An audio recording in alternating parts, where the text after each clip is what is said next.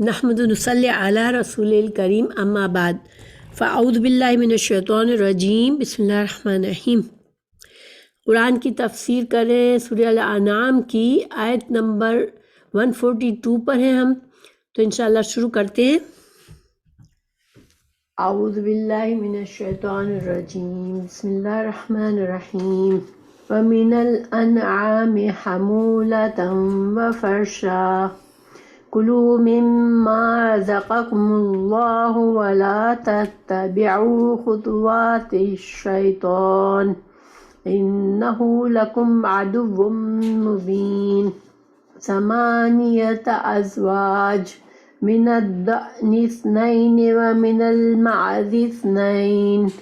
قُلْ آلذَّكَرَيْنِ حَرَّمَ أَمِ الْأُنثَيَيْنِ أَمَّا اشْتَمَلَتْ عَلَيْهِ أَرْحَامُ الْأُنثَيَيْنِ نَبِّئُونِي بِعِلْمٍ إِن كُنتُمْ صَادِقِينَ۔ وَمِنَ الْإِبِلِ اثْنَيْنِ وَمِنَ الْبَقَرِ اثْنَيْنِ قُلْ آلذَّكَرَيْنِ حَرَّمَ أَمِ الْأُنثَيَيْنِ أَمَّا اشْتَمَلَتْ عَلَيْهِ أَرْحَامُ الْأُنثَيَيْنِ أَمْ كُنتُمْ شُهَدَاءَ إِذْ وَصَّاكُمُ اللَّهُ بِهَذَا فَمَنْ أَظْلَمُ مِمَّنِ افْتَرَىٰ عَلَى اللَّهِ كَذِبًا لِيُضِلَّ النَّاسَ بِغَيْرِ عِلْمٍ إِنَّ اللَّهَ لَا يَهْدِي الْقَوْمَ الظَّالِمِينَ۔ اور چوپاؤں میں سے کچھ بوجھ اٹھانے والے اور کچھ زمین سے لگے ہوئے پیدا کیے۔ کھاؤ اس میں سے جو اللہ نے تمہیں رزق دیا، اور شیطان کے قدموں کے پیچھے مت چلو، بے شک وہ تمہارا کھلا دشمن ہے۔ 8 قسمیں بھیڑ میں سے 2 اور بکری میں سے 2 کہے، کیا اس نے دونوں نر حرام کیے یا دونوں مادہ،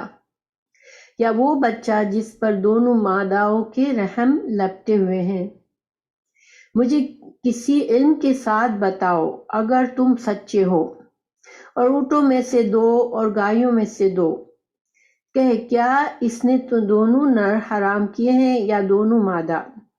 یا وہ بچہ جس پر دونوں ماداؤں کے رحم لپٹے ہوئے ہیں؟ یا تم اس وقت حاضر تھے جب اللہ نے تمہیں اس کی وصیت کی تھی؟ پھر اس سے زیادہ ظالم کون ہے جو اللہ پر جھوٹ باندھے تاکہ لوگوں کو کسی علم کے بغیر گمراہ کرے؟ بے شک اللہ ظالم لوگوں کو ہدایت نہیں دیتا۔ تو یہ ترجمہ ہے۔ ان آیات کے بیک گراؤنڈ کیا ہے کہ دیکھیں، پچھلی آیت میں اللہ سبحانہ تعالیٰ نے آیت نمبر 141 میں اللہ سبحانہ تعالیٰ نے جو بندوں کے لیے رزق پیدا کیے دنیا میں، اس کا ذکر فرمایا کہ اللہ تعالیٰ نے فرمایا کہ بندوں کے رزق کے لیے زمین سے پیداوار کی ہوئی چیزوں کا ذکر فرمایا اللہ نے، ٹھیک ہے، پچھلی آیت میں۔ اور اللہ نے تمہیں مختلف قسم کے نباتات، یہ پچھلی آیت کا میں خلاصہ پڑھ رہی ہوں، اللہ نے تمہارے لیے مختلف قسم کی نباتات اور پھل اور درخت اگائے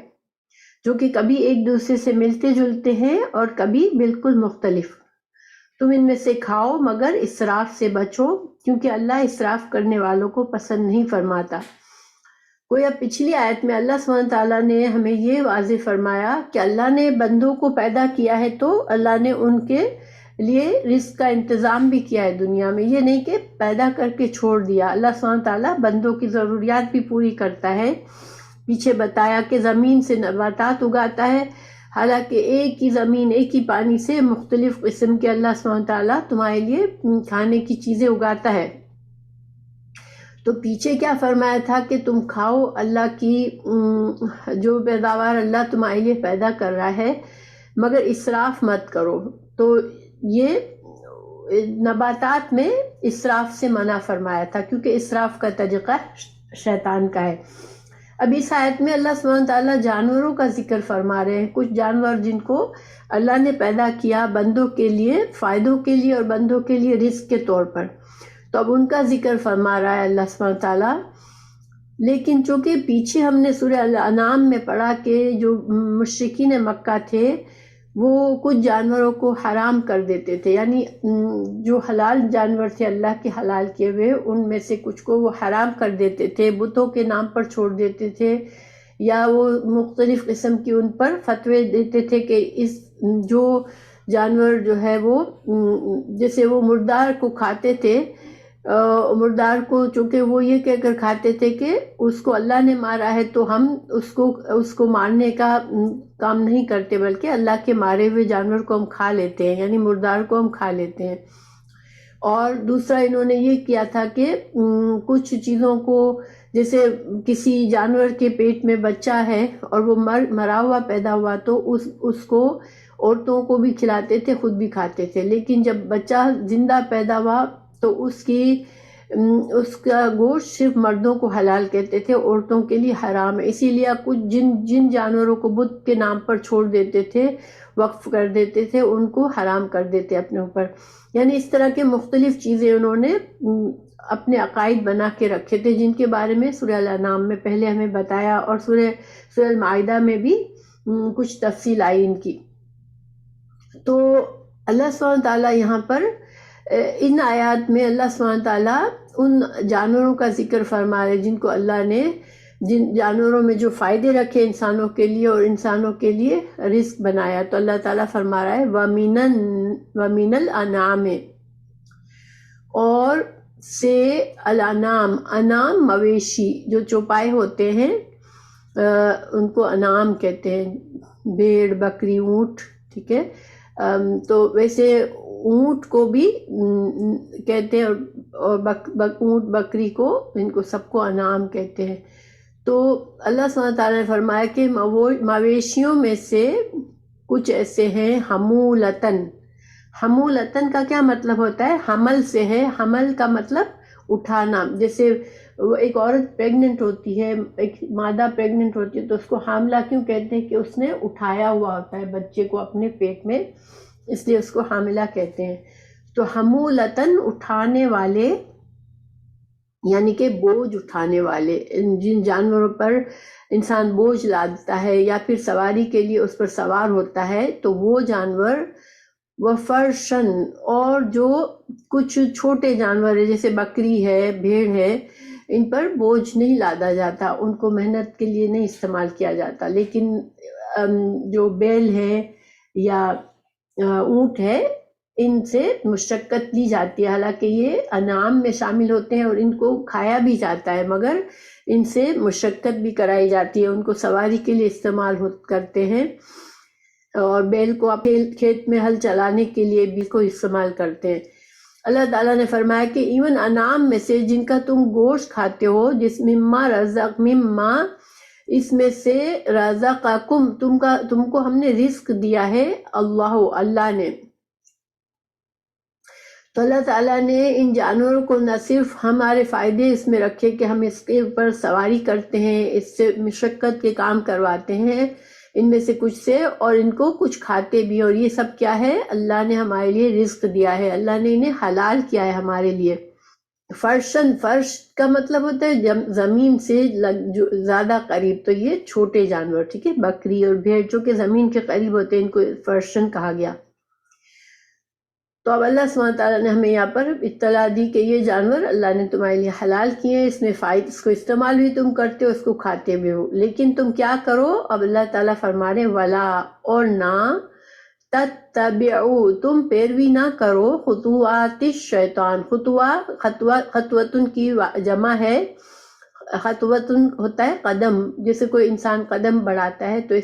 اس کے پیچھے ہر قدم کے پیچھے کوئی چلے تو اس کو خطوات الشیطان، خطوات الشیطان شیطان کے نقش قدم پر نہ چلو، انہو، بے شک وہ، لکم، تمہارے لیے، عدو، دشمن ہے، مبین، کھلا۔ تو شیطان تمہارا کھلا دشمن ہے، تو تم اللہ نے جو تمہیں نعمتیں دی ہے ان کو استعمال کرو، ان کو کھاؤ پیو، مگر ان معاملات میں، ان حلال چیزوں میں شیطان کی پیروی مت کرو، شیطان کے نقش قدم پر مت چلو، کیونکہ وہ تمہارا دشمن ہے اور وہ تمہیں نقصان پہنچائے گا، وہ کسی طرح تمہیں تمہارے ان فائدوں سے تمہیں دور رکھے گا جو اللہ نے تمہارے لیے رکھے ہیں۔ تو یہاں پر ان آیت کا مقصد جیسے کہ میں نے بتایا کہ پیچھے چونکہ مشرکین جو تھے وہ اپنے اوپر ان حلال چیزوں میں سے مختلف جانوروں کو حرام کر دیتے تھے، وہ بحیرہ اور سائرہ اور اس طرح کے نام دے کر بتوں کے نام پر وقف کرتے تھے، یا کہتے تھے کہ کسی مادہ کے پیٹ میں بچہ ہے تو اس کو اگر وہ زندہ ہے تو ہم مرد صرف مرد کھائیں گے، عورتوں پر حرام ہے، اور اگر مردہ ہے تو مرد اور عورت کھائیں گے۔ تو اس طرح سے یہ کیا ان کی رسموں کی یہاں پر تردید کی جا رہی ہے کہ یہ شیطان ہے جو تمہارے فائدوں سے روک رہا ہے، اور شیطان تمہارے اندر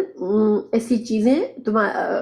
پیدا کر دیتا ہے، وسوسے ڈال کر تمہیں ایسی چیزوں کی طرف مائل کر دیتا ہے، ایسے عقائد انسان بنا لیتا ہے جو کہ دین سے کوئی تعلق نہیں ہوتا، مگر اس کو دین بنا کر اس کے اوپر چلتے ہیں۔ اصل میں جو بھی رسم و رواج ہوتے ہیں نا، جو طریقے ہوتے ہیں جو انسان نے دینی طریقے رائج ہوتے ہیں کسی قوم کے اندر، تو وہ اس کو دیکھنا بہت ضروری ہوتا ہے کہ یہ جو دین کے طریقے ہیں ہمارے معاشرے میں، جو بہت سے خود مسلمانوں کے معاشرے میں بھی ایسے بہت سے طریقے ہیں جو کہ دینی محفلیں ہوتی ہے، دین سمجھ کے کیا جاتا ہے، یا عبادت سمجھ کے، یا اجر و ثواب کے لیے ان کو کاموں کو کیا جاتا ہے۔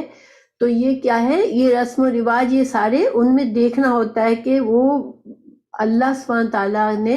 ہمیں وہ چیزیں واقعی میں بتائی ہیں۔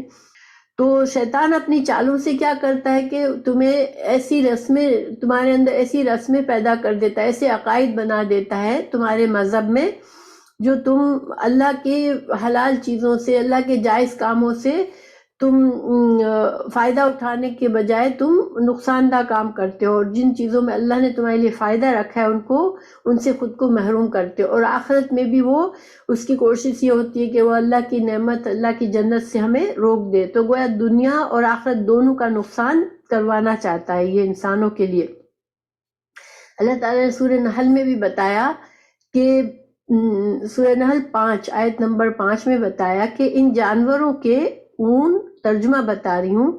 کہ ان جانوروں کے اون، پشم، بال، یہ سب تمہارے لیے فائدے کی چیزیں ہیں، تم ان کو کھاتے بھی ہو۔ تو اور سورہ نحل 66 میں اللہ نے بتایا کہ تمہارے لیے اللہ تعالیٰ نے جانوروں کے پیٹوں میں دودھ جیسی چیز رکھی ہے، یعنی گوبر اور دودھ، خون کے درمیان اللہ تعالیٰ کا یہ احسان ہے کہ وہ اس دودھ جیسی چیز پیدا کرتا ہے جو انسان کے فائدے کی ہوتی ہے۔ اللہ سبحانہ تعالیٰ نے اپنی نعمتوں کو واضح فرمایا اور بتایا کہ شیطان تم کو ان نعمتوں سے دور کرتا ہے، مگر اللہ نے اس طرح کی کبھی اس طرح یہ دین نہیں سکھاتا ہم کو کہ انسان دنیا کے حلال فائدوں کو چھوڑ دے اس خیال میں کہ اللہ اس طرح راضی ہوگا، کیونکہ اللہ سبحانہ تعالیٰ نے یہ نعمتیں ہمارے لیے پیدا کیے، اور اللہ تعالیٰ کو پسند ہے کہ اللہ کی نعمتوں کو استعمال کرے انسان اور خوش ہو، اور پھر اس کا شکر ادا کرے انسان، وہ صحیح طریقہ ہے۔ لیکن درویش بن جانا اور اپنے اوپر بلا وجہ میں پابندیاں لگا دینا، یہ غلط طریقہ ہے۔ خلاصہ کیا ہوا کہ انسان کا فائدہ جو ہے اس بات میں ہے کہ اللہ کے احکامات کو سمجھے، دلائل کو دیکھیں کہ ہاں واقعی میں یہ طریقہ ہے ہمارے لیے، اللہ نے ہمیں یہ طریقے کی اجازت دی ہے، اور جن طریقوں کی ہمیں نہیں پتا، اور طریقے ہم کہتے ہیں کہ وہ تو ہمارے پاس چلتے چلے آ رہے ہیں، اور یہ طریقے اسی طرح سے ہمارے خاندان میں ہم نے دیکھا، تو وہ دلیل نہیں ہوتی ہے انسان کو بدعات کے اور خود ساختہ بنائے ہوئے عقیدوں سے بچنا چاہیے، کیونکہ اس کا نقصان دنیا میں کیا ہوتا ہے کہ انسان اپنے آپ کو اللہ کی نعمتوں سے محروم کر دیتا ہے، اور آخرت میں کیا ہوتا ہے کہ اللہ اس سے ناراض ہوتا ہے اور اس کو سزا ملتی ہے کہ اللہ کی نافرمانی اور اللہ کی حدود توڑنے پر اس کو سزا ملتی ہے۔ سورہ فاطر آیت نمبر 6 میں اللہ نے فرمایا، بے شک شیطان تمہارا دشمن ہے، اس کو دشمن سمجھو تو ہی تم اس کی چالوں سے بچ سکو گے. دیکھیں اتنی واضح بات اللہ نے بتا دی کہ شیطان دشمن ہے، وہ تمہارے خلاف چالیں چلتا ہے، اگر تم اس کی چالوں میں آؤ گے تو تمہارا نقصان ہوگا، اس سے بچو. تو یہ آیت نمبر 42 کا یہ خلاصہ ہے کہ انسان کو اللہ نے حلال چیزیں بتا دی ہیں، جائز چیزیں بتا دی گئی ہیں. تو اب تم انسانوں کو چاہیے کہ ان سے فائدہ اٹھائے، ان کو حرام نہ کرے. دیکھو ایک ہوتا ہے کہ انسان کو پسند نہیں ہے کوئی چیز، ٹھیک ہے، جیسے مثال کے طور پر اونٹ کا گوشت ہمارے معاشرے میں بہت کم لوگوں نے کھایا ہے، اور اگر ہمیں کوئی بنا کر دے تو ہمارے دل میں تھوڑی سی جھجک ہوتی ہے کیونکہ ہم نے کبھی کھایا نہیں ہے، اور ہم اس کو نہ کھائے وہ دوسری بات ہے. لیکن کسی حلال چیز کو حرام کہہ دینا یا حرام سمجھ لینا یہ گناہ ہے، اور اس کا عذاب ہے دنیا میں بھی اور آخرت میں بھی. پھر اللہ تعالیٰ نے مزید وضاحت فرمائے آیت نمبر 143 میں کہ چونکہ مشرکین نے جو حلال حرام بنا رکھے تھے جانور، تو اللہ تعالیٰ اب ان سے دلیل مانگ رہے. ٹھیک ہے، سمانیتا 8، سمانیہ مطلب 8، ٹھیک ہے. ازواج ہے، جمع ہے، اس کی واحد ہے زوج. ٹھیک ہے، تو کسی بھی چیز کے جوڑے میں چاہے مرد کو بھی زوج کہا جائے گا، مذکر کو بھی اور مؤنث کو بھی، جب وہ ایک دوسرے کے مقابلے میں جوڑے میں ہوں گے تو دونوں زوج کہلائیں گے. اسی لیے زوجین جو ہے وہ تثنیہ ہے، اور اس کا مطلب ہے مذکر اور مؤنث دونوں. ہاں ماشاءاللہ. تو ازواج 8 جوڑے، اللہ نے فرمایا کہ 8 جوڑے، یعنی ان مویشیوں کی بات ہو رہی ہے. منت دعنی بھیڑ میں سے، اثنین 2، یہ اثنین تثنیہ ہے 2، ٹھیک ہے، 2 قسمیں. تو بھیڑ میں سے 2 قسمیں یعنی کہ نر اور مادہ. ٹھیک ہے. ومن المعزی بکری میں سے، المعزی بکری میں سے، اثنین 2،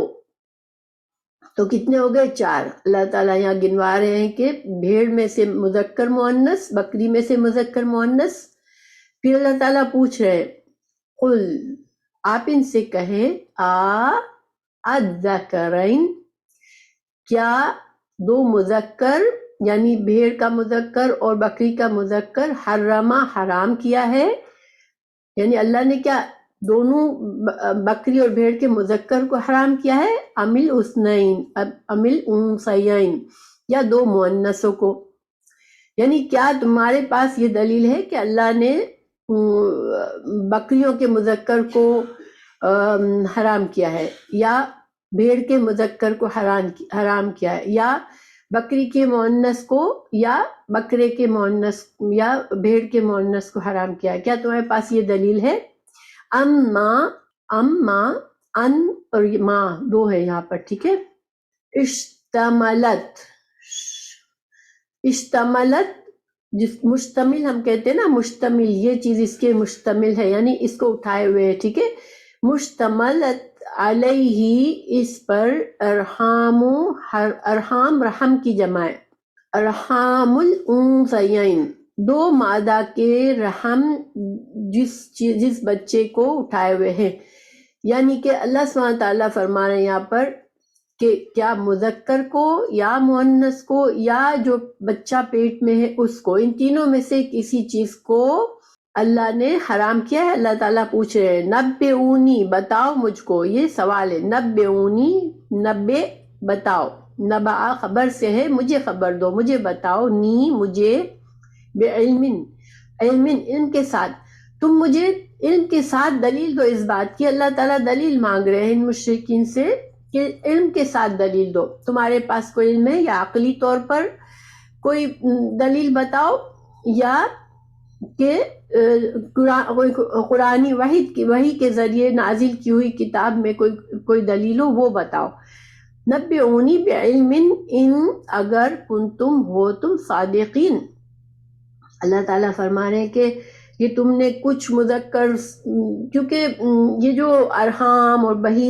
بحیرہ اور صاحبہ اور یہ جو بنائے ہوئے تھے نام ان کے، سورہ مائدہ میں ہے ان کے نام لکھے ہوئے، اور آئی تھنک ہم نے سورہ انعام میں بھی آگے پڑھا کہ یہ کس طرح سے حرام کرتے تھے. تو بعض کے مرد کو حرام کر دیتے تھے, بعض کی مؤنث کو حرام کر دیتے تھے, ان کے مختلف نام رکھ دیتے تھے. تو اللہ تعالیٰ پوچھ رہے ہیں کہ عقلی طور پر بھی اگر تم سوچو تو اگر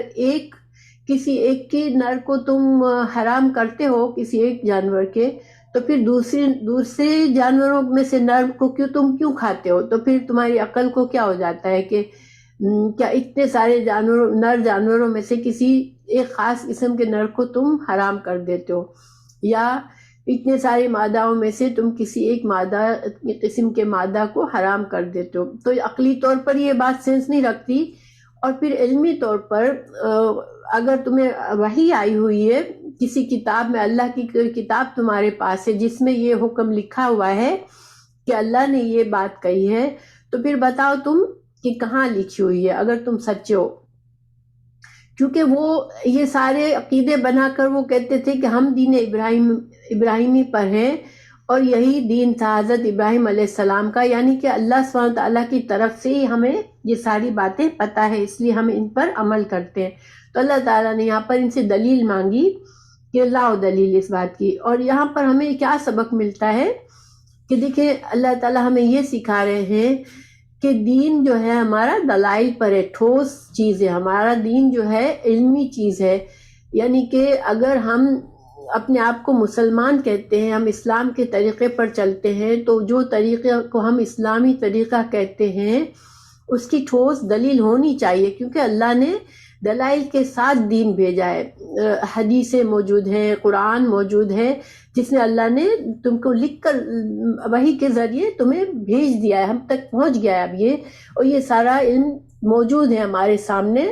تو اگر ان سے کوئی چیز ثابت نہیں ہے تو پھر تمہارے پاس کون سی نئی دلیل ہے جس سے تم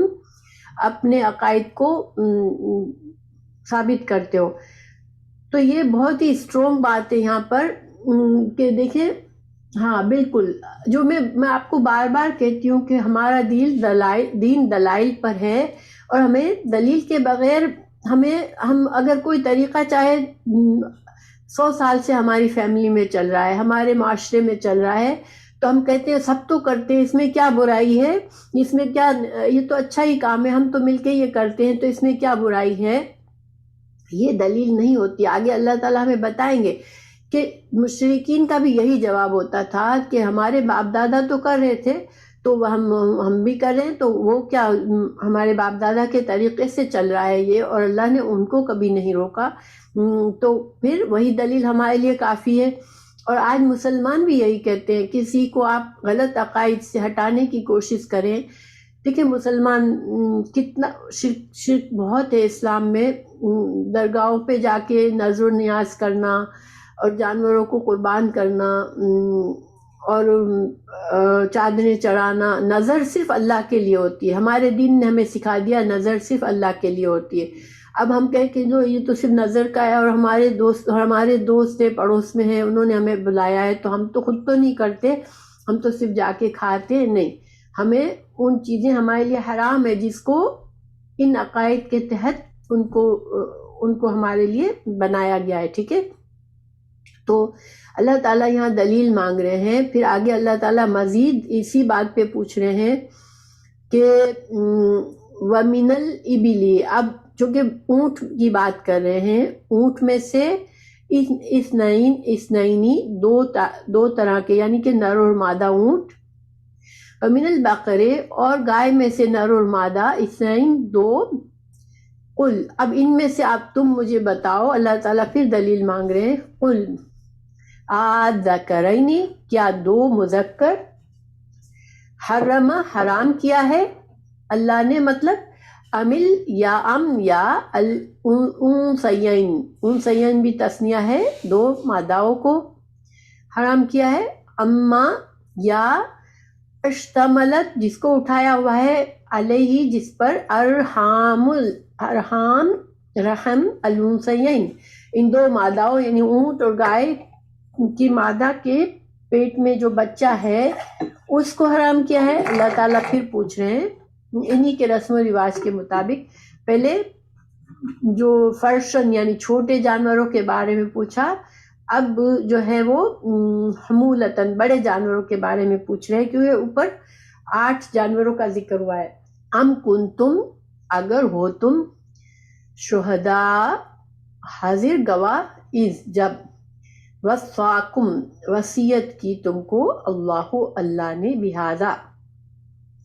تم نے یہ جو عقیدے بنائے ہیں، تو کیا تم واقعی میں تم موجود تھے جب اللہ نے یہ وحی اتاری تھی کہ یہ چیزیں تمہارے جانوروں کے مذکر میں سے اس قسم کے جانور حرام ہے تم پر، یا اس قسم کے جانور حلال ہے؟ کیا تم موجود تھے؟ تم نے وحی سنی تھی یا کتاب تھی تمہارے پاس؟ فمن، تو پھر کون، اظلم، زیادہ ظالم ہے، ممن، اس سے، اظلم، فمن اظلم، اظلم اکبر کے وزن پہ ہے، کون زیادہ ظالم ہے، ممن، اس سے جو، افطرا گھڑ لے، علی اوپر، فرایا فری اس کا روٹ ورڈ ہے، جھوٹ گڑ لینا، علی اوپر، اللہ پر، کذبن جھوٹ،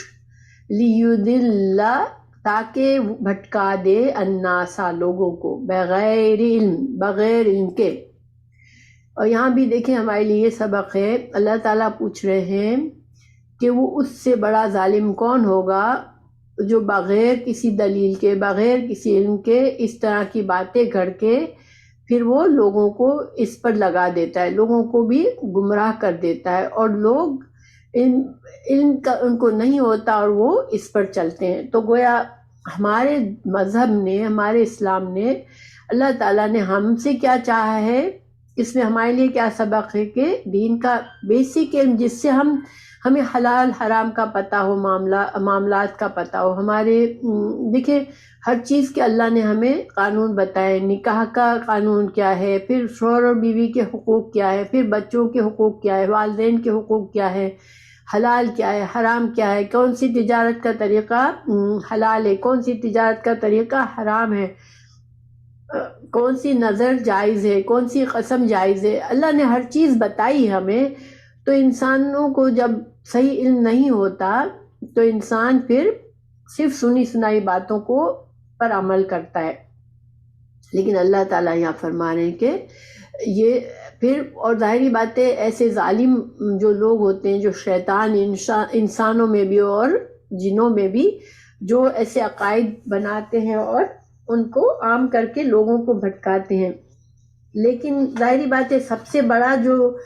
سزا ہوگی، سب سے بڑی، وہ اس پر ہوگی جس نے ایجاد کیا غلط طریقہ، کیونکہ ایک حدیث ہے،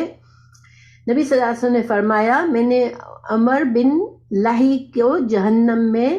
اپنی انتڑیاں کھینچتے ہوئے دیکھا، سب سے پہلے بتوں کے نام پر جانور اسی نے چھوڑے تھے، سب سے پہلے اسی نے یہ رسم نکالی تھی کہ بتوں کے نام پر جانوروں کو حرام کرنا، اسی نے بحیرہ، صائبہ، وسیلہ اور حام جیسے نام مقرر کیے، اور مختلف قسم کے جانوروں پر یہ لگائے نام کہ یہ جانور اس قسم کا جانور یہ ہے اور یہ حرام ہے۔ تو چونکہ اس کے بعد اتنے لوگ اس پر گمراہ ہوئے، اس وجہ سے اس کی سزا اس کے اوپر، سارے جتنے لوگ اس کے بعد گمراہ ہوئے اس طرح سے، ان سب کا گناہ اس کو ہے، اور اس کی سزا یہ ہے کہ وہ جہنم میں، نہ صرف جہنم میں تکلیف میں ہوگا، بلکہ اس کی آنتڑیاں لٹک رہی ہوگی اور وہ ان کو کھینچ کے چل رہا ہوگا۔ انسان دنیا میں تھوڑے سے فائدے کے لیے، کبھی صرف اپنے نام کمانے کے لیے، بڑا بننے کے لیے اس طرح کے کام کرتا ہے، اور ہم لوگوں پر کیا ذمہ داری ہے کہ ہم جو بھی دین ہے، جس اپنی پوری کوشش سے ہم اس کو خالص کر لیں، جو ہمارا دین کا طریقہ ہے، تاکہ ہماری اولاد یا ہمیں دیکھنے کے بعد کوئی اس کو صحیح سمجھ کے اگر اس کو فالو کرتا ہے، کیوں جس طرح ہم نے فالو کیے، کہیں نہ کہیں سے تو ساری رسم و رواج، سارے عقائد آتے ہیں نا، تو اگر ہم نے بغیر سمجھے سوچے فالو کیا تو ہمارا بھی گناہ ہے، لیکن جنہوں نے ان چیزوں کو ایجاد کیا ان کا پھر گناہ زیادہ بڑا ہوتا ہے۔ تو ہر انسان پر یہ فرض ہے کہ وہ بیسک دین کو سیکھے، تاکہ وہ یہ نہ کہے کہ مجھے تو میں نے تو یہی دیکھا تھا، اس لیے میں نے کیا۔ اللہ سبحانہ تعالیٰ نے یہاں ہمیں بتا دیا کہ دلائل پر دین کو لو تم۔ تو جانتے بوجھتے غلط طریقے کو چوز کرتے ہیں، غلط طریقے کو پسند کرتے ہیں، تو پھر اللہ تعالیٰ اسے ہدایت نہیں دیتا، پھر اس کو اسی میں رہ جاتا ہے، غلط طریقے میں ہی اپنی زندگی گزار دیتا ہے۔ کیونکہ اللہ تعالیٰ نے تو ہدایت کا سامان کیا، لیکن اگر کوئی قبول نہیں کرنا چاہتا اور اس کا اتنا غرور ہے، یا اپنے غرور کی وجہ سے، تکبر کی وجہ سے، ضد کی وجہ سے، تو پھر اللہ سبحانہ تعالیٰ اس کا سینہ بند کر دیتے، اس کی آنکھیں، وہ دیکھتا ہے مگر نہیں سمجھتا، سنتا ہے مگر نہیں سنتا، اللہ تعالیٰ پھر اسے ہدایت نہیں دیتے۔ تو پھر آگے قل لا، کہہ دیجئے نہیں۔ اور جب اللہ تعالیٰ قل کہہ کے آپ صلی اللہ علیہ وسلم سے مخاطب کر کے فرماتے ہیں نا کہ یہ بتا دو، تو اس میں دو فائدے ہوتے ہیں۔ ایک یہ فائدہ ہوتا ہے کہ جو کچھ کہا جا رہا ہے، جو احکامات دیے جا رہے ہیں، وہ اللہ دے رہا ہے، اللہ تعالیٰ کی طرف سے ہے۔ تو اللہ کے رسول صلی اللہ علیہ وسلم کی ایک طرح سے رسالت کی صداقت ہوتی ہے کہ اللہ رسول صلی اللہ علیہ وسلم یہ اپنی طرف سے نہیں بتا رہے ہیں، یہ اللہ تعالیٰ فرما رہا ہے۔ اور دوسرا اس میں زور اور تاکید ہوتا ہے کہ جو بات بتائی جا رہی ہے وہ اہم ہے، آپ ان کو بتا دو۔ لا، نہیں، اجدو، میں پاتا ہوں، فی، میں، ما، جو، اوحیا، جو وحی کی گئی، الیہ، میری طرف، محرمن، حرام کی ہوئی چیزیں، علی، اوپر، قائمن، کسی کھانے والے کے لیے، یا تو عاموہ، وہ کھاتا ہے اس کو، الا، مگر، ان، یہ کہ، یکونا، وہ ہو، میتتن، مردہ۔ یعنی یہاں پر اللہ تعالیٰ رسول اللہ صلی اللہ علیہ وسلم سے یہ فرما رہے کہ جو بھی وحی میری طرف نازل کی گئی، اس میں سے جو اللہ کی طرف سے حرام شدہ چیزیں ہیں، اس میں جو ہے یہ چیزوں کے علاوہ کوئی اور چیز اللہ نے حرام نہیں کی ہے۔ اور وہ کیا ہے؟ اور یہ کھانے کی چیزوں کی بات ہو رہی ہے۔ ان، یہ کہ، یکونا، وہ ہو، میتتن، مردار ہو، ٹھیک ہے، مردار کو کھانا اجازت نہیں ہے، مردار تو مردار جو ہے اس کی تفصیل سورہ مائدہ میں اللہ نے مزید بتائی ہے کہ ایکسیڈنٹلی مر جاتا ہے، کوئی انسان گر کر مر جاتا ہے، گلا گھونٹ کر مر جاتا ہے، یا دیکھیں کہ انسان سپوز جان بوجھ کر بجائے ذبح کرنے کے کسی تیز دھار آلے سے انسان مارے کسی جانور کو، اور وہ مارنے کی وجہ سے وہ مر جائے، ٹھیک ہے، اس کے سر پہ مار دے کوئی ایسی چیز کہ وہ مر جائے، یا اس کو سخت گرم پانی میں ڈال دے، ابلتے ہوئے پانی میں ڈال دے تو وہ مر جائے، یا بجلی کا شاک لگا کے اس کو مار دے، یا غیر شرعی ذبیحہ یا شکار کے علاوہ سب مردار ہے، ٹھیک ہے۔ یعنی دو چیزوں کے طریقے سے مارنا، ایک تو شرعی بسم اللہ اللہ اکبر کہہ کے شرعی طریقے سے ذبح کیا ہوا جانور وہ حلال ہوتا ہے، اور ایک بسم اللہ کہہ کر شکاری کتے کو جب شکاری چھوڑتا ہے اور وہ کتا اپنے مالک کے لیے شکار کو پکڑ کر لاتا ہے تو یہ حلال ہے، ٹھیک ہے۔ تو اس میں بھی کنڈیشن سے شرعی مسائل ہیں کہ جب کتے کو چھوڑتے ہیں تو کتے نے خود نہ کھایا ہو، یا جب وہ اٹھانے گیا تو کوئی اور کتا وہاں پر ساتھ میں جانور کو کھانے نہ لگ گیا ہو، یا اس طرح کی کنڈیشنز ہیں اس میں، لیکن ورنہ شکار جو ہے پراپر جو شکار بتایا گیا ہے اس سے جانور حلال ہوتا ہے، ٹھیک ہے، چاہے اب مر بھی گیا جانور، جب تک شکاری وہاں پہنچا جانور مر گیا تھا تو اس کو ذبح نہیں کیا اس نے، لیکن وہ شکار اس کے لیے حلال ہوتا ہے کیونکہ اس نے بسم اللہ کر کے تیر مارا ہوتا ہے اسے۔ تو ورنہ جو جتنے مردار کی قسمیں ہیں جو قرآن و سنت میں اور انسان سمجھ سکتا ہے کہ ذبیحہ سے نہیں ہوا ہے تو وہ سب مردار ہیں اور وہ حرام ہے۔ تو ایک تو اللہ تعالیٰ نے یہ منع کیا ہے، ٹھیک ہے، او یا دمن، یا خون، مسفوحن، بہتا ہوا خون۔ تو اب بہتا ہوا خون چاہے حلال جانور کو بھی انسان ذبح کر کے فوراً خون کو نکال لے جب بہتا ہے خون تو، اور اس خون کو پھر استعمال کرے تو یہ حرام ہے۔ ہاں البتہ اور مردار کا بھی خون حرام ہے، البتہ جو کلیجی اور تلی، چونکہ یہ دونوں چیزوں میں بہت زیادہ خون ہوتا ہے لیکن یہ حلال ہے، ٹھیک ہے، یہ ہمیں بتا دیا گیا ہے کہ کلیجی اور تلی حلال ہے۔ اس کے علاوہ لحم الخنزیر، اور خنزیر کا گوشت حرام ہے، خنزیر کی ہر چیز ہی حرام ہے، صرف گوشت ہی نہیں، کیونکہ وہ کیا ہے، فَإِنَّهُ، بس بے شک وہ رجسن، رجس کہتے ہیں ناپاک گندی چیز، تو اللہ نے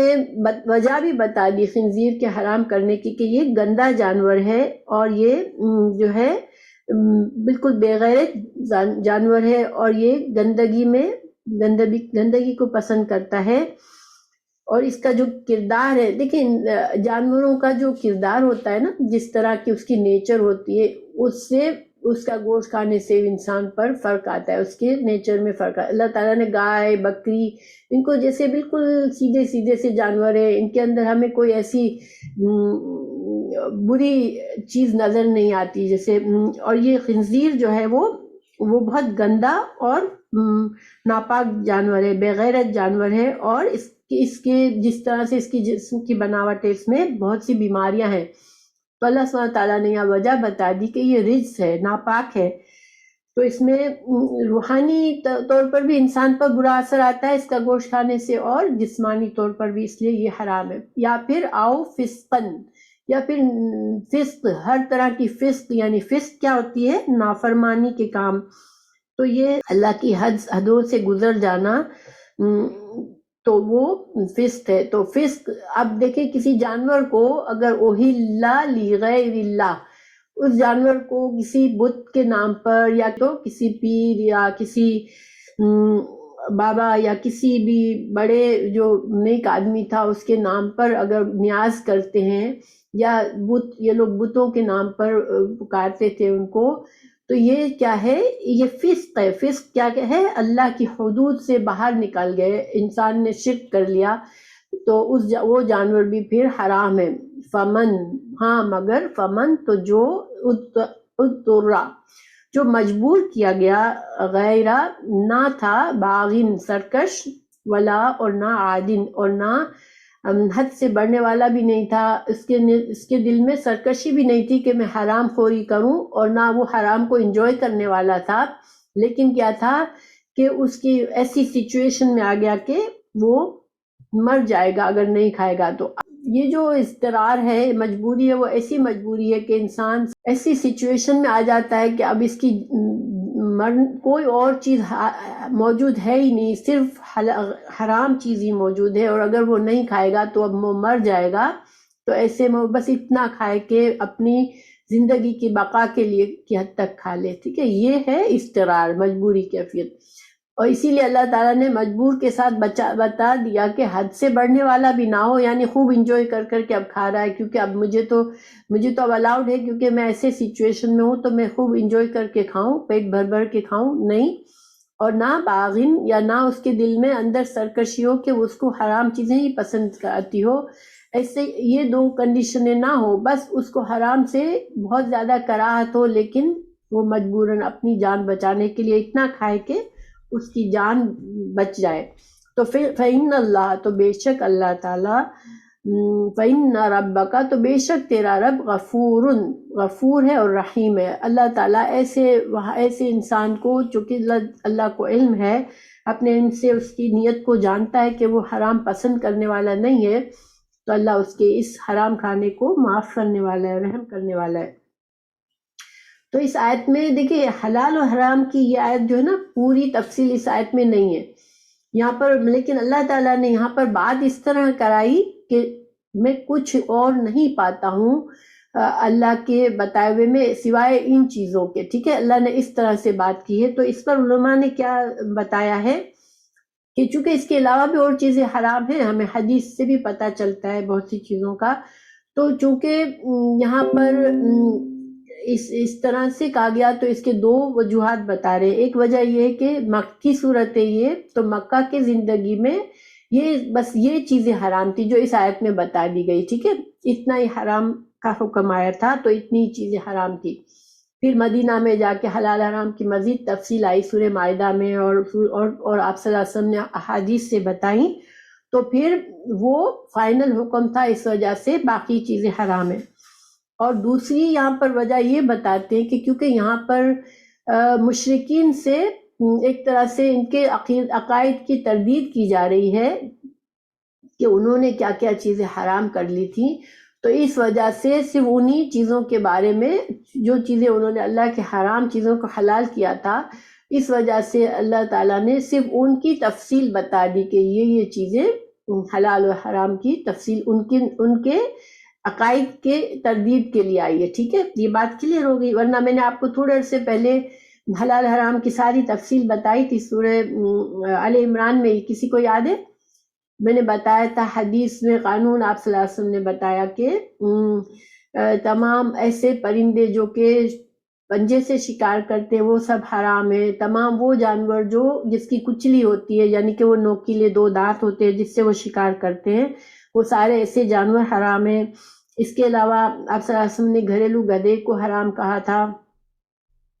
اور پھر میں نے 4 اور طریقے بتائے تھے اسلامی معاشرے میں، اور جو شک والی چیز ہو اس کو چھوڑنا ہے، اور اس کے علاوہ جو معاملات میں عورتوں کے حلال حرام میں میں نے بتایا تھا کہ قرآن نے صرف جو محرمات بتائی، پھر کہ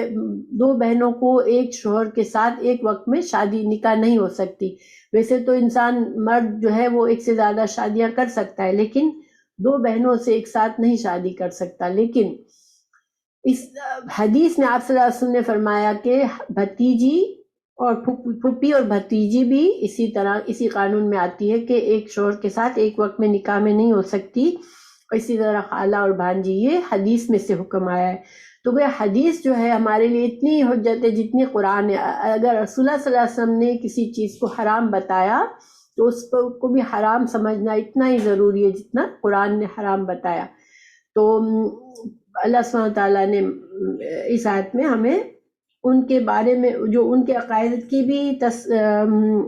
اصلاح کی، اور اللہ تعالیٰ نے بتا دیا کہ مجبوری کی حالت جو ہے اس میں انسان اللہ سبحانہ تعالیٰ معاف فرماتا ہے۔ تو یہ آیت مکمل ہوئی انشاءاللہ۔ اب اگلی آیت ہے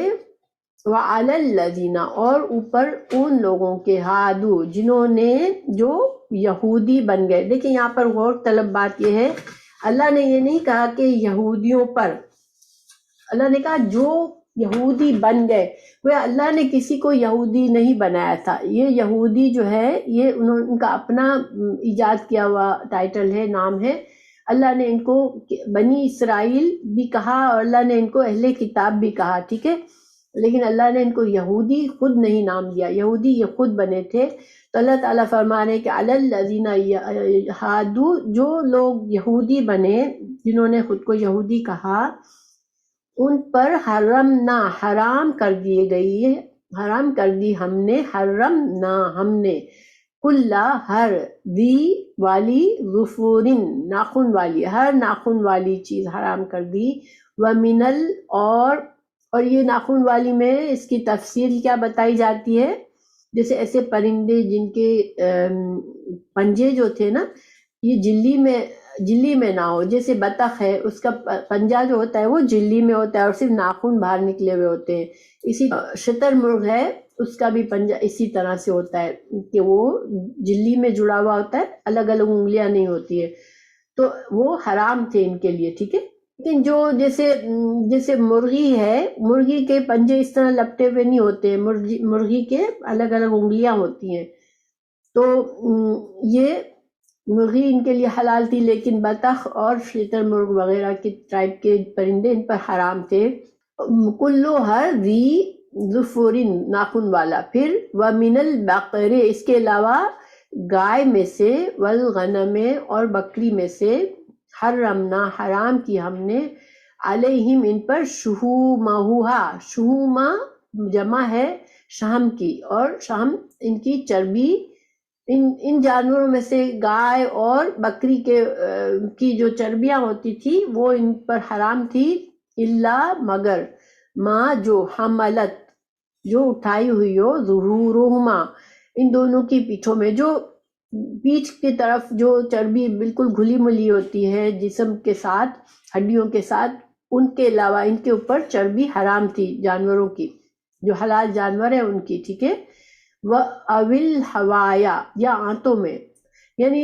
ہڈیوں اور آنتوں وغیرہ میں ایسی چربی جو گلی ملی بالکل گلی ہوئی ہے، ان کو الگ کرنا مشکل ہے، وہ ان کے علاوہ باقی چربی ان کے لیے حرام تھی۔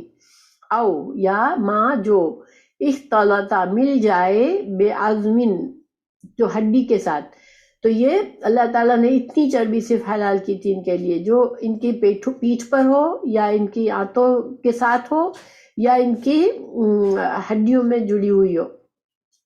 باقی جو چربی ہے وہ حرام تھی ان کے لیے۔ ذالک یہ جزیناہم ہم نے ان کو جزا دی، یعنی ان کو ہم نے بدلا دیا یہ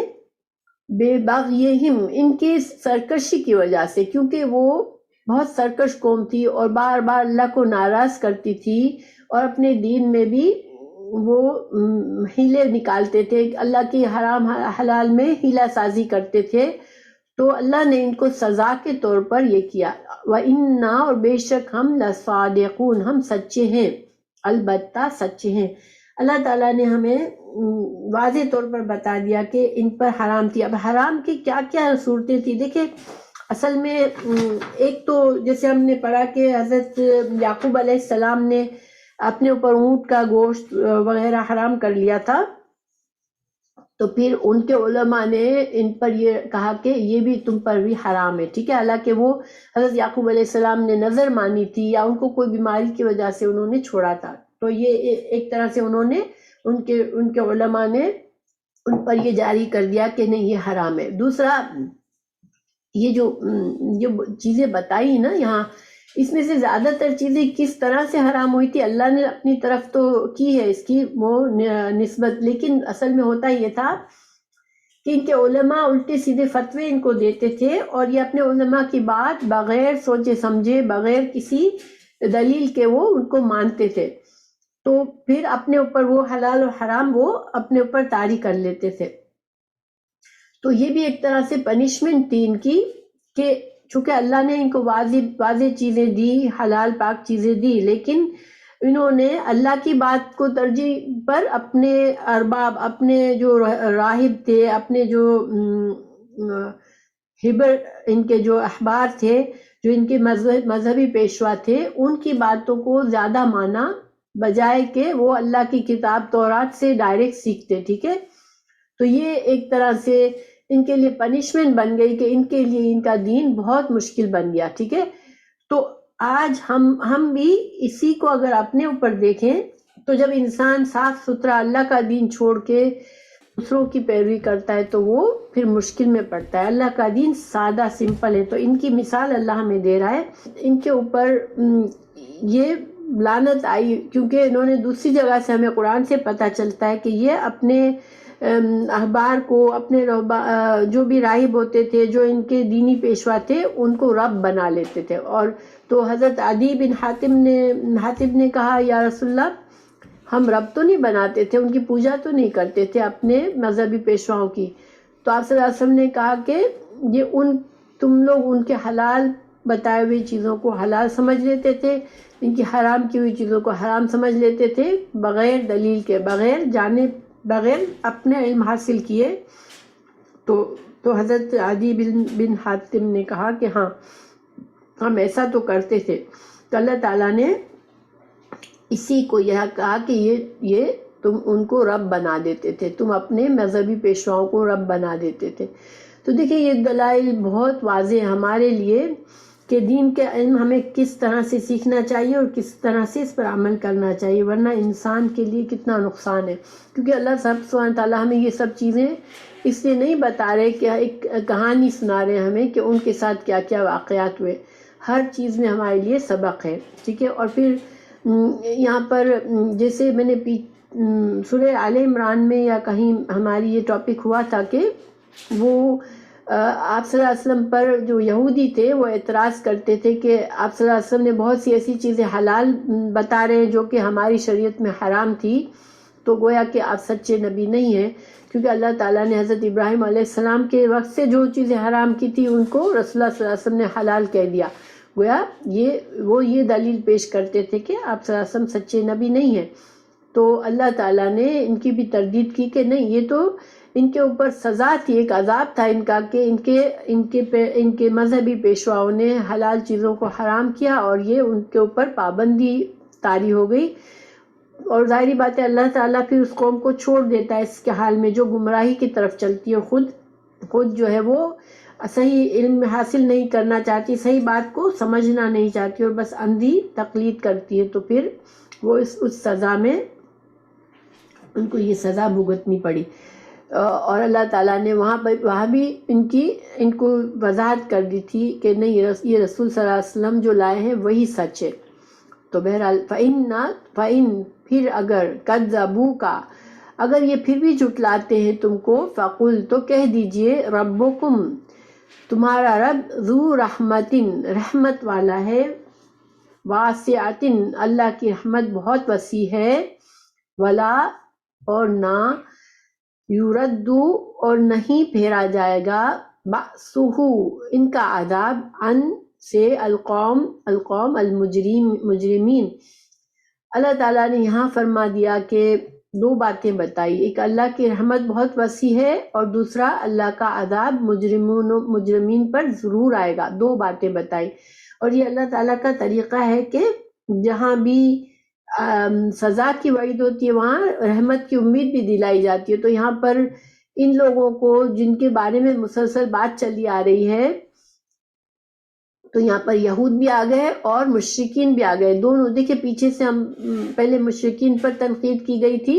پھر یہود کا ذکر آیا. تو اب یہاں پر اللہ تعالیٰ فرما رہے ہیں کہ اللہ نے حلال حرام کا حق بتا دیا، کیا حق ہے، کیا صحیح ہے، کیا غلط ہے.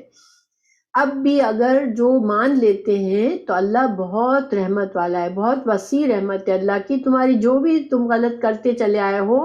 وہ اللہ معاف کر دے گا. تمہارے لیے ابھی بھی امید ہے کہ تم حق کو مان لو، صحیح اپنی اصلاح کر لو. اور اگر جو لوگ نہیں مانیں گے تو اللہ ان مجرموں کو پھر سزا ضرور دے گا، وہ پھر سزا سے نہیں بچیں گے. تو یہ یہاں پر اللہ تعالیٰ نے ابھی بھی اتنا کچھ ہو گیا، پھر بھی اللہ نے ان کو امید دلائی کہ ابھی بھی امید ہے، ابھی بھی تم مان جاؤ تو اللہ کی رحمت بہت وسیع ہے، اللہ سبحانہ تعالیٰ معاف کر دے گا پچھلے ساری تمہاری مسٹیکس کو اور حرام خوری کو، حرام چیزوں کو. اللہ تعالیٰ فرما رہے مزید، سیقولو ان قریب کہیں گے. سا آتا ہے تو ان قریب کا معنی ہوتا ہے، آپ کو پتا ہے اس کا انشاءاللہ. الذین وہ لوگ، اشرکو جنہوں نے شرک کیا، لو اگر، چاہتا، اللہ، ما نہ اشرکنا ہم شرک نہ کرتے.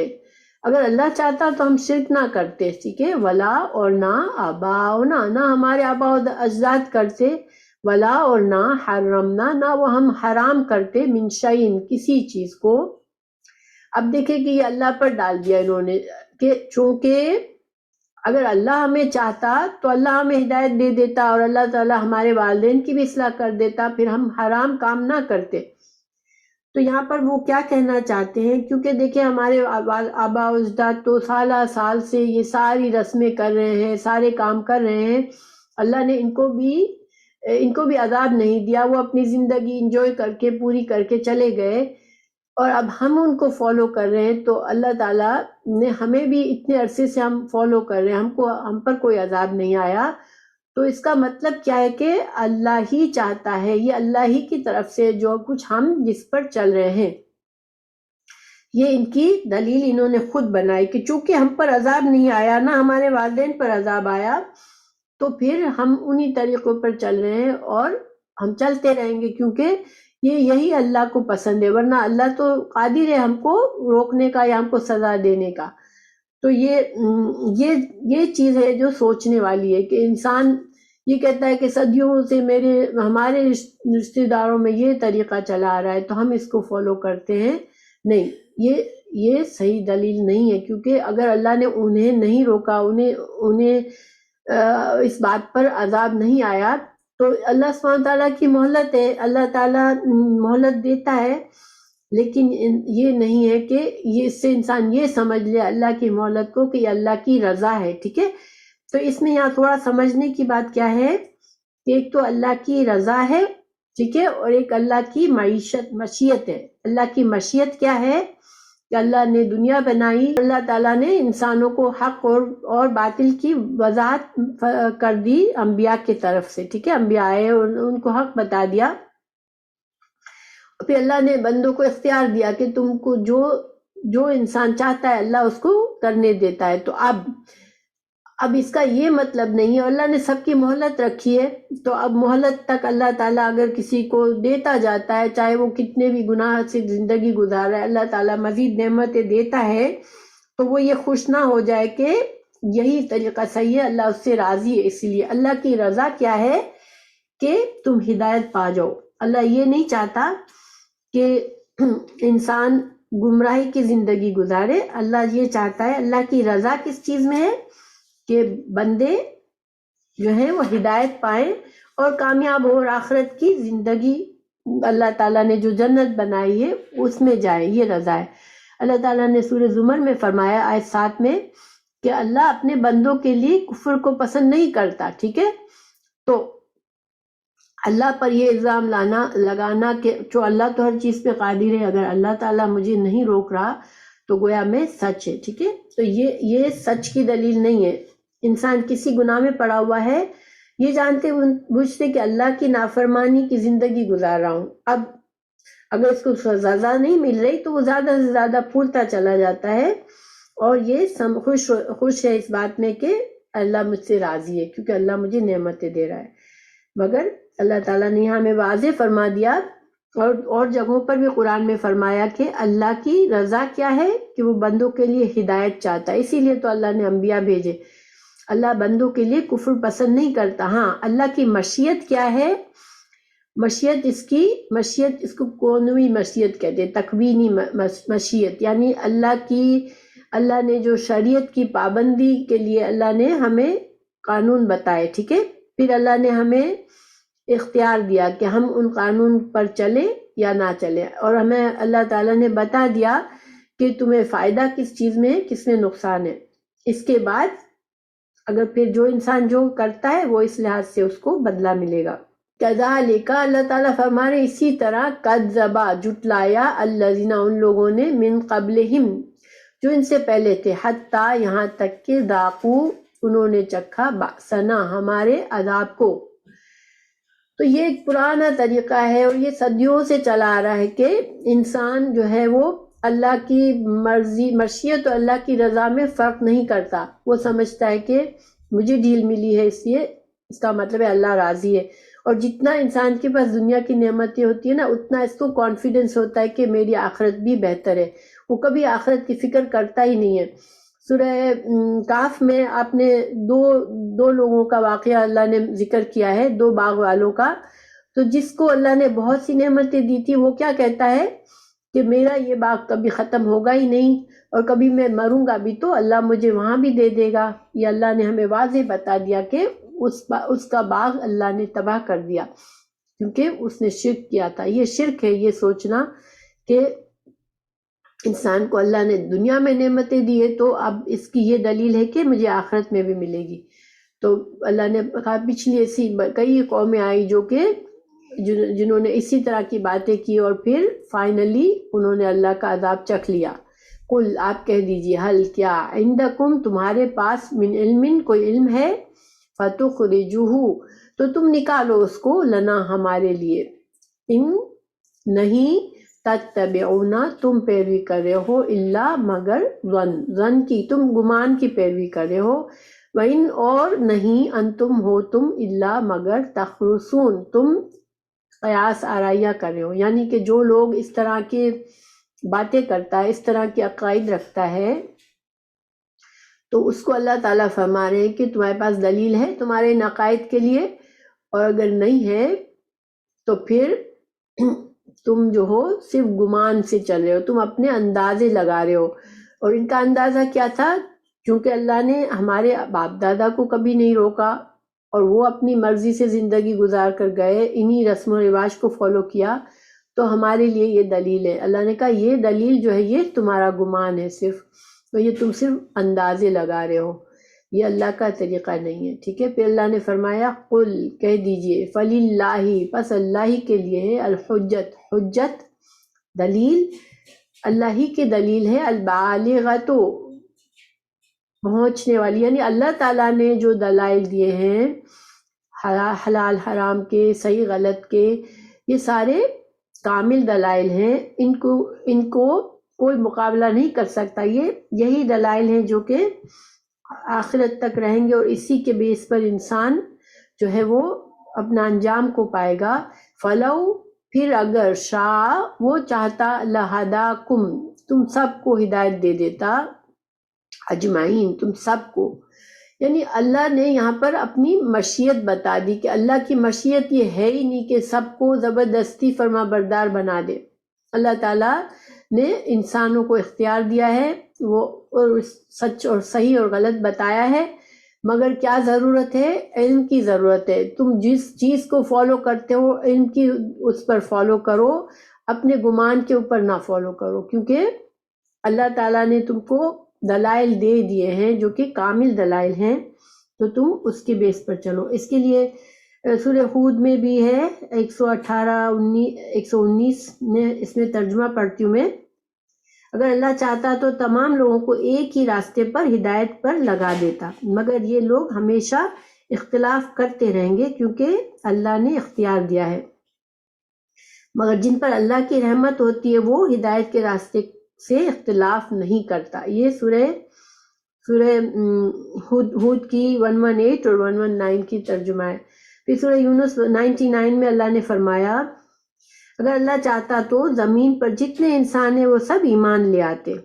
تو اللہ زبردستی نہیں کرتا۔ بہت ڈرنے والا سبق ہے، بہت زیادہ ہمارے لیے اس میں سمجھنے کے، غور و فکر کرنے والا سبق ہے، کیونکہ اللہ سبحانہ تعالیٰ نے یہ اتنے زبردست سالڈ، جیسے ایک طرح سے ان کی تردید کی ہے، وہ اس لیے کی ہے کہ ہم اس سے سیکھیں کچھ۔ وہ لوگ تو چلے گئے اپنی زندگی گزار کے، مگر آج کے مسلمانوں کو یہ سب سیکھنے کی ضرورت ہے تاکہ وہ بھی انہی غلطیوں میں نہ پڑے رہے اور اپنی زندگی کا وقت ختم کر دیں۔ اللہ سبحانہ تعالیٰ ہمیں سوچنے سمجھنے والا بنائے، اور اللہ تعالیٰ ہمیں ہدایت پر چلنے والا بنائے، اپنی رحمت نصیب کرے، آمین۔